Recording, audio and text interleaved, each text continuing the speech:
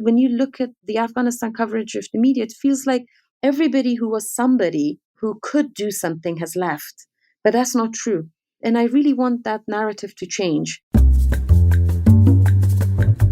Welcome to Global Dispatches, a podcast for the foreign policy and global development communities and anyone who wants a deeper understanding of what is driving events in the world today.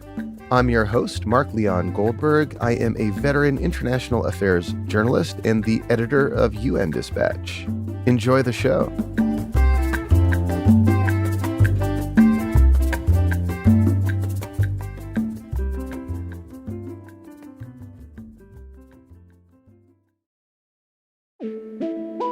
I spoke with my guest today, Zuhra Bahman from Kabul. She is the Afghanistan country director for the peacebuilding NGO Search for Common Ground. A year ago, when the Taliban captured Kabul and became the de facto authorities, Zuhra Bahman happened to be out of the country on a previously scheduled business trip. Yet, when she and I spoke for the podcast last September, she told me that she was determined to return home and get back to work. And when she and I last spoke for the podcast back in March, she had finally made it back to Kabul. In our conversation today, Zuhra Bahman reflects on her life and work in Afghanistan as a female civil society leader 1 year on from the Taliban's takeover of the country. Contrary to what people might think, she is still able to do her work and lead her team. And in our conversation, she argues that the most effective way to preserve the space still open for civil society, including those that support women and marginalized communities, is regular engagement with the de facto Taliban authorities. I am grateful to have Zuhra Bahman back on the podcast now for the third time to give listeners her perspective on life and work in Afghanistan 1 year from the Taliban takeover of the country. And now here is my conversation with Zuhra Bahman, Afghanistan country director for the peacebuilding NGO Search for Common Ground, recorded from Kabul.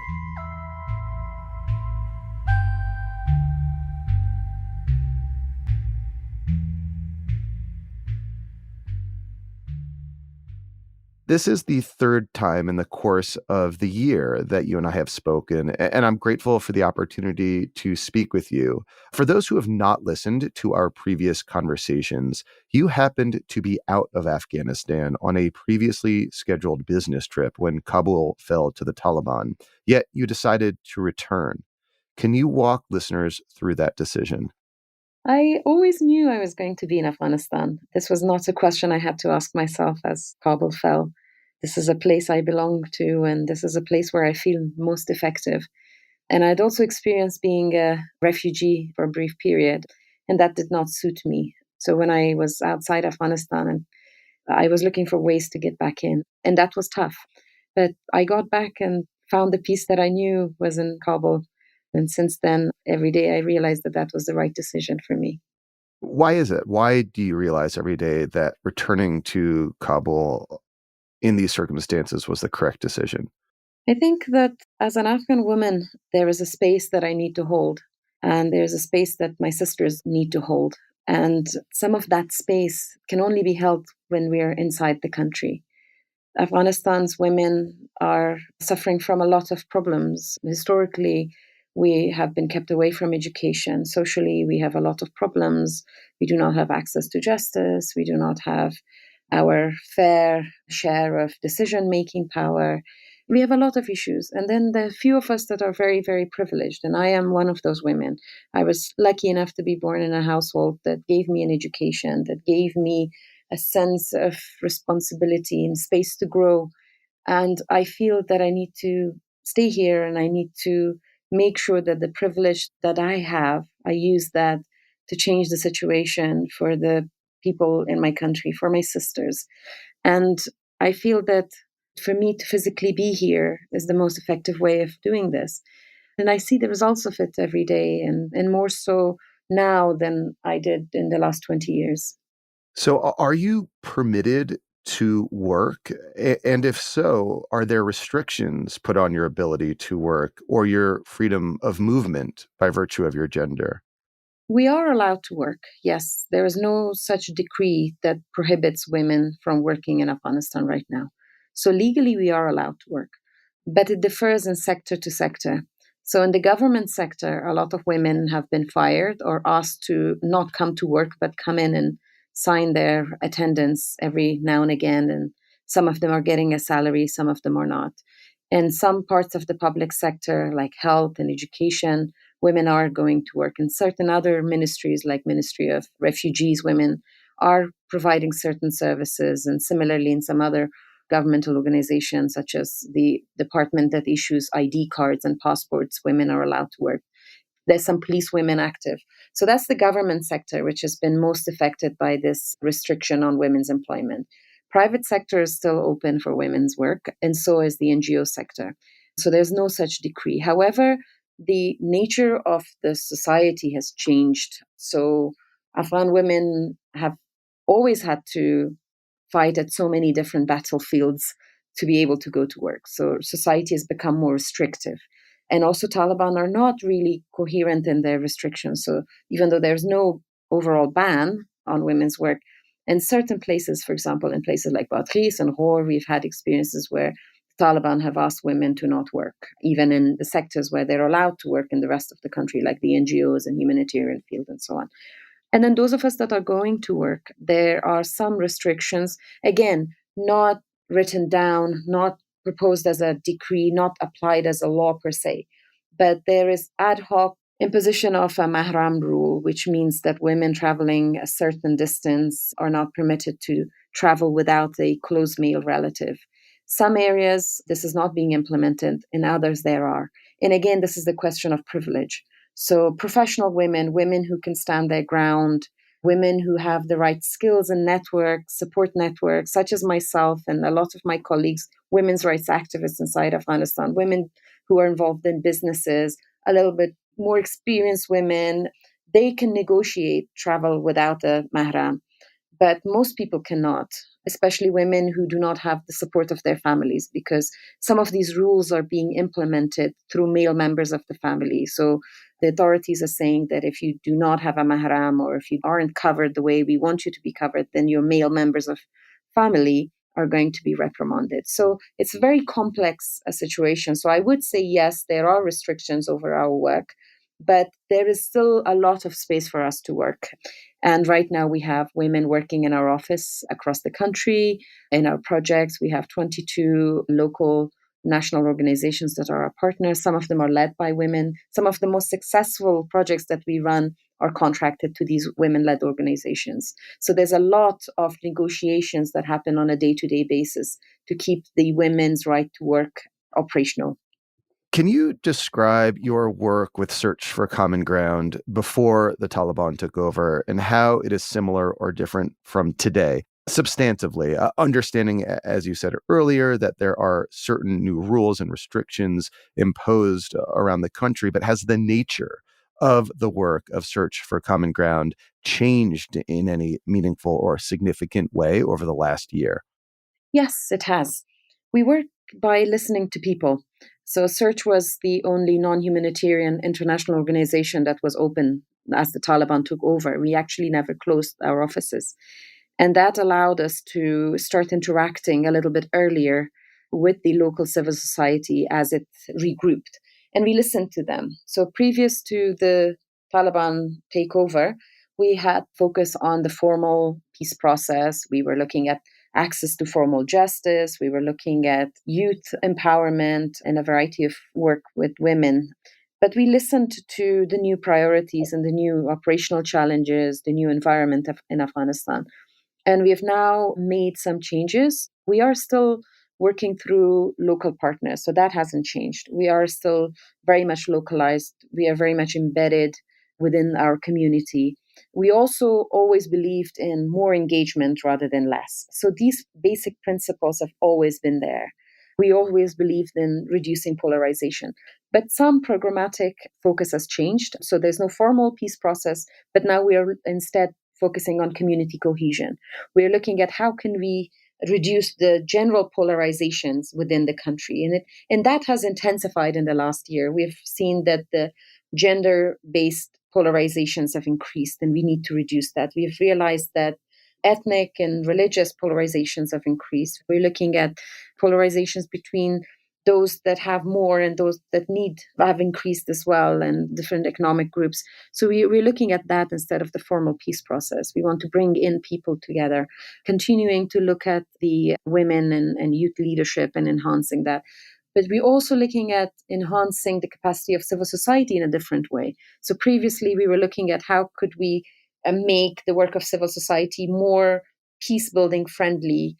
But now we've been pulled into, by demand of local civil society, towards a re-energization of the civil society, on rejuvenating a civil society that has not been impacted only by the Taliban takeover, but also by the mass exodus of the civil society leaders, and also the cutting off and the reduction of the non-humanitarian aid into the country.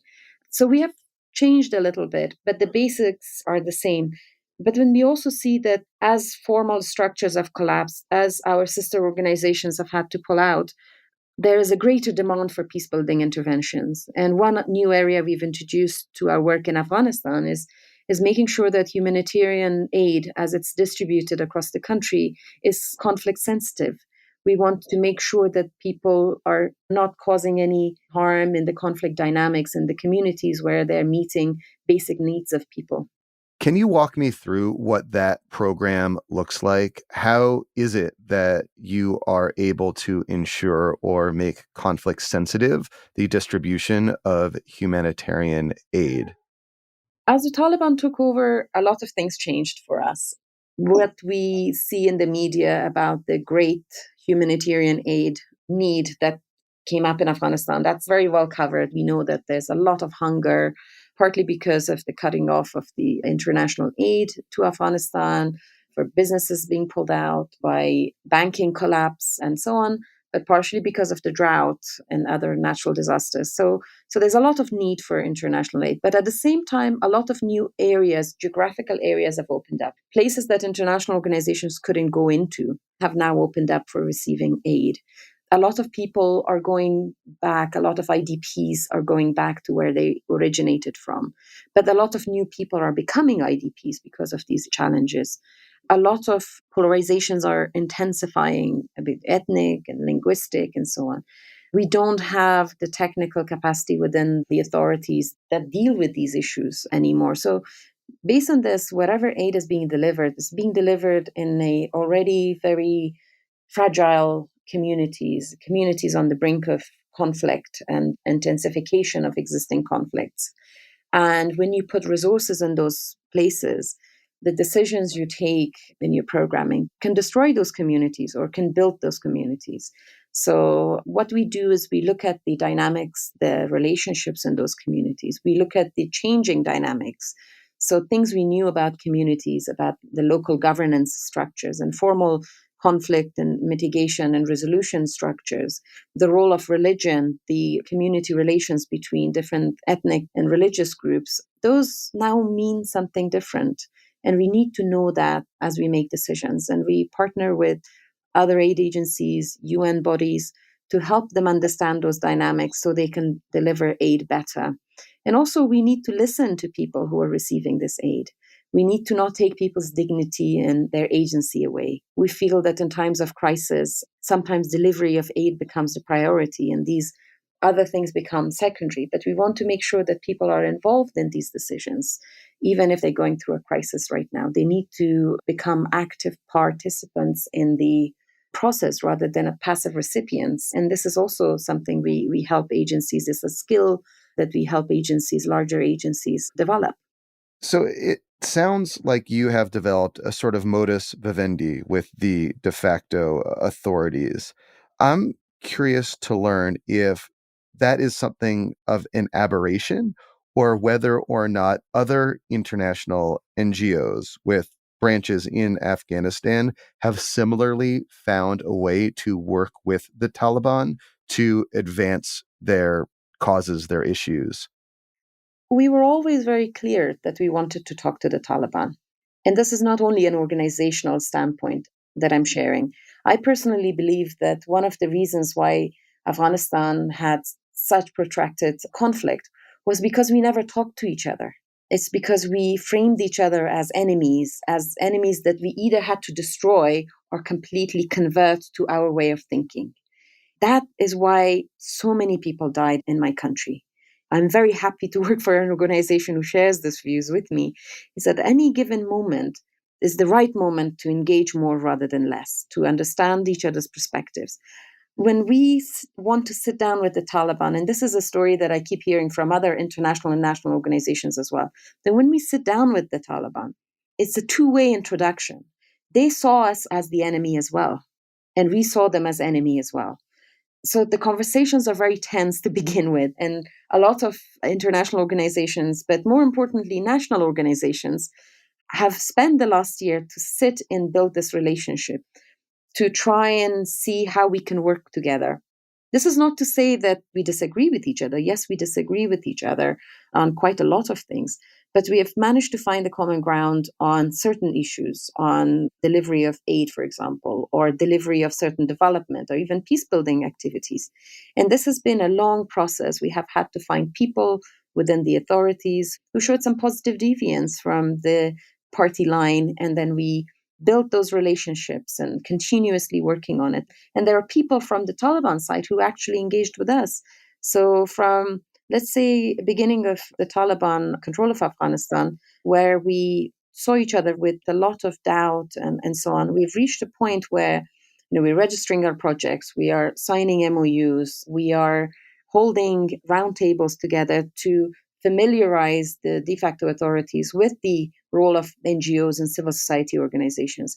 We are taking civil society leaders to sit down and meet and talk. And in these conversations that we talk about incredibly sensitive issues. We talk about women's hijab. I was part of a delegation of women, Afghan women, that went and sat with the deputy prime minister of the Taliban. And that was actually organized by a local organization. And we sat there and we talked about women's right to work. We talked about women's right to get an education. We talked about compulsory hijab. We talked about a lot of these issues. And I wouldn't say that a lot of these issues were resolved or we came to a conclusion, but now we've realized that holding these kinds of conversations is good. And it opens up a lot of physical operational space for good projects, but it also is good to build relationships on which we can then build our further advocacy, and we can hopefully influence the de facto authorities. So you're saying engagement at the local level, your participation in a conversation with the deputy prime minister from the Taliban over women's rights was impactful, or at least you were able to nudge the situation of women in Afghanistan in a better direction just by virtue of your engagement. When I say locally, I mean inside Afghanistan. Right now, there is an assumption that I see in media and also within the policymaker circles that we have to focus our advocacy on important issues in Afghanistan outside Afghanistan, that we need to talk at the Taliban, that you have to open girls' schools and you have to give women the full right to freedom and work and so on, that we have to say these important things at the international level. Yes, we have to do that because we're part of the international community. But at the same time, we have to have these conversations inside Afghanistan. And that's what I mean by local. And this is not something that just a group of international organizations are doing. It's actually very few international organizations that are doing that outside of creating a better operational environment for their own programming. But it is a lot of women-led and general civil society organizations that are doing this. There's a lot of conversations happening at district level, provincial level. There's a lot of people sitting in line ministries that relate to their work and talking with them. There's a lot of women's entrepreneurship bodies women's business councils that are actually sitting with the Taliban, ensuring that they can get business permits. And they have succeeded in getting business permits. And there are women and men who succeeded in allowing online schooling, which to me is a success. And they managed to negotiate that in certain parts of the country so that now private schools can teach online, and girls graduating from 12th grades, which is banned in most of Afghanistan, those girls can now get a certificate for graduating from 12th grade. And that's a good progress for that girl that wants to graduate and go to university and wants to be part of a class and learn. So there are these changes that have happened. There are women and men who go and negotiate and mediate with the local authorities around access to justice. They follow up cases, and where the formal justice sector has collapsed, they go and negotiate with local authorities on cases, on freeing up, for example, journalists, freeing up civil society activists who've been arrested, or other issues that they feel is important at the local level. So this method actually works, and this is one of the most important things that I've learned in the last year. I presume it's born from necessity. These are the de facto authorities. You need to learn how to operate in this new environment, and that requires a degree of engagement. Yes, I often talk to my friends and colleagues outside of Afghanistan, and this is one of the most important questions. And they say, why don't you just disengage? Why don't you just do your good work, but not talk to these people? They don't see that we live in a Taliban ruled country, that they are the de facto authorities. This means that every single government structure is under their control. They make all the decision that affects our lives. Our electricity company is run by them. Our taxes are collected by them. Our streets are cleaned by them. Our local news comes through the local TV that's controlled by them. We are constantly engaging with them. When I land in Kabul, they are the ones that check my passport and allow me to enter and allow me to exit. They are truly the de facto authorities. And we have to work with them. We cannot ignore them. And the only way forward, sitting inside the country, is to try and influence their decision making by bringing the people in a relationship of accountability towards them, so that as they're making decisions, they know that they're accountable to people, rather than keeping the people away from them and allowing them to implement their own ideologies only. We have to hold our space and we have to influence. The international community, specifically the West and the United States, has been obviously very adversarial with the Taliban, including this holding of Afghan foreign reserves in a U.S. bank. Are there opportunities you see for the United States in general, and the international community more broadly, to engage the de facto authorities of Afghanistan in ways that benefit the Afghan people without providing comfort or relief to the Taliban authorities themselves? I'd like to make 2 points about this. Number one, that this money is the collateral for the Afghan nation. This money is not supposed to be spent. It's not spending money. So we have to be very careful about how it is used. These are the reserves, and it has a specific use. And the second thing is, I don't like to present the only two options as either spend this money through the Taliban or spend it through the international organizations and structures like the United Nations. I don't think either of these are the most productive or most beneficial for the Afghan nation. We need to seriously think about this. If this money comes through the de facto authorities, of course, that's not a viable option, because the de facto authorities do not have the technical capacity to utilize this money. They have come through by force, and they don't have the legitimacy to hold that amount of money on behalf of the nation. There's a lot of other complexities. But at the same time, the alternative shouldn't be international organizations. This money is not the money that needs to be spent on overheads and on international salaries and then buying of flour and cooking oil that gets distributed and then is consumed within a couple of months or so. This money needs to be looked at more carefully, and it shouldn't be looked at politically. It should be looked at economically, it should be looked at technically, and viable, intelligent options should be put on the table. I was very pleased to see that renowned economists, Nobel Prize winner economists are looking into this issue. But I hope that their statements are not limited to just political statements that this money should be freed and spent for the nation, but they should provide some viable technical alternatives to these two options that we keep hearing about for the last year. Beyond those specific reserves, what can the international community do? What can the United States or other major powers do to at once support the Afghan people, but not provide support directly to the de facto authorities? Is there a tightrope that could be walked to that end?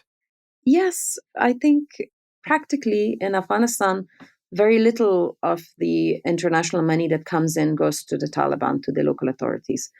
A lot of money that's coming through the international community, only taxes on salaries or VAT is going to the local authorities. It's a very small percentage.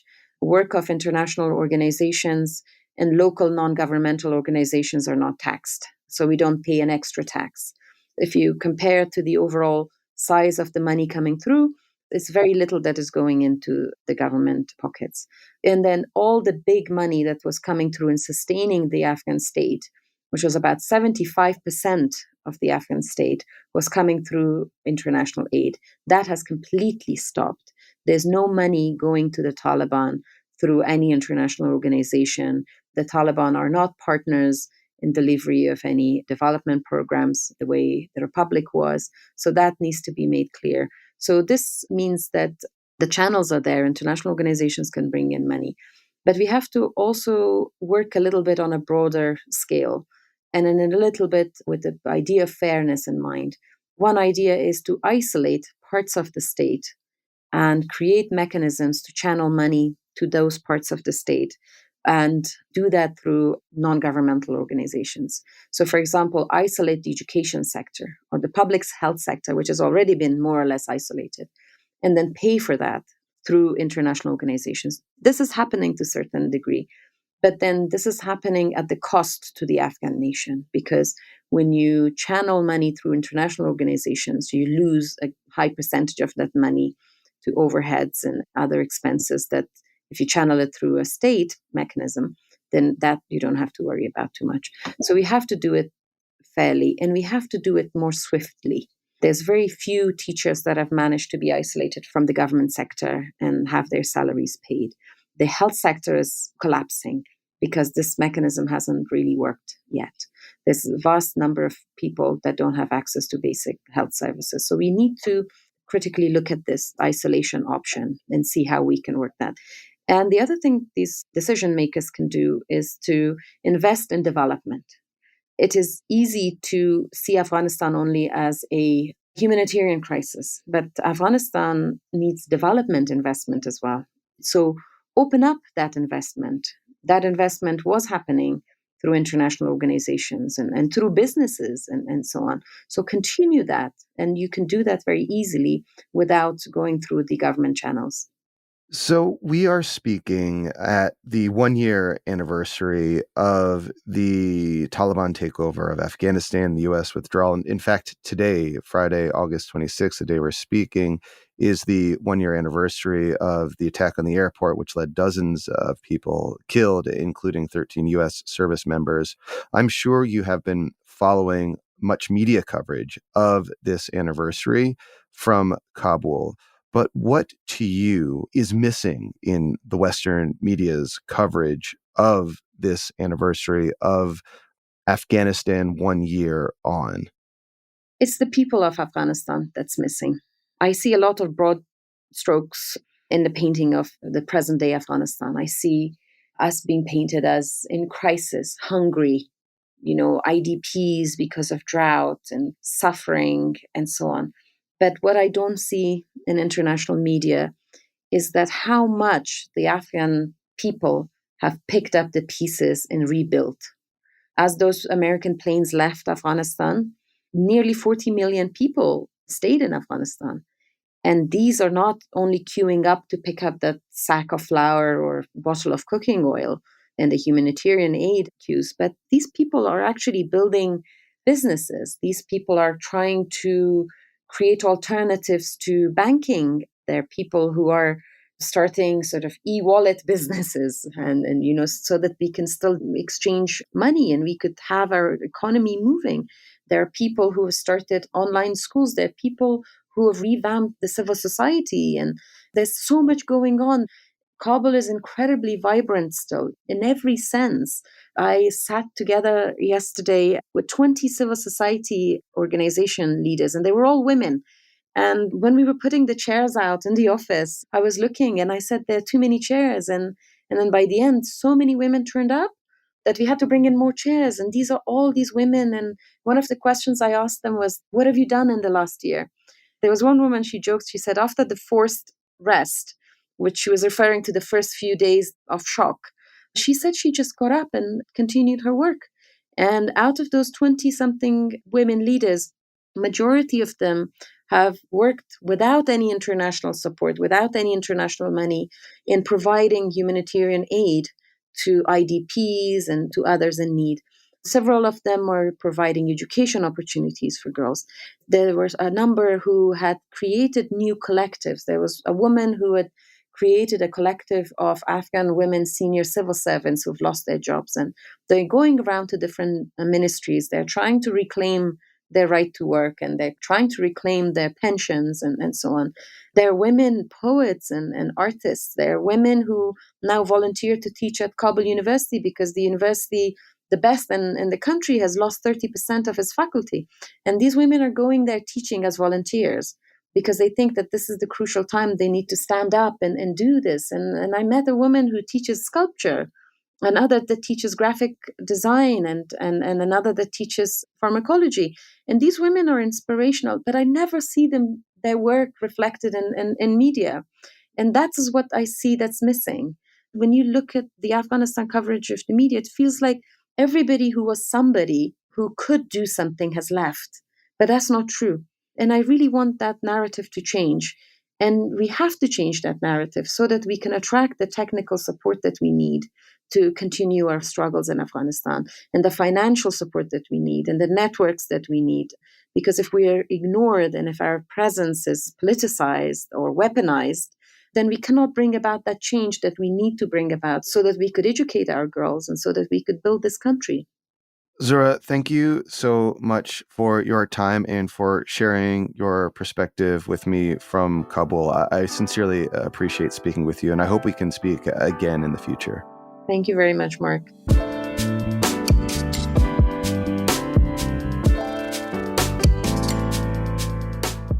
Thank you for listening to Global Dispatches. Our show is produced by me, Mark Leon Goldberg, and edited and mixed by Levi Sharp.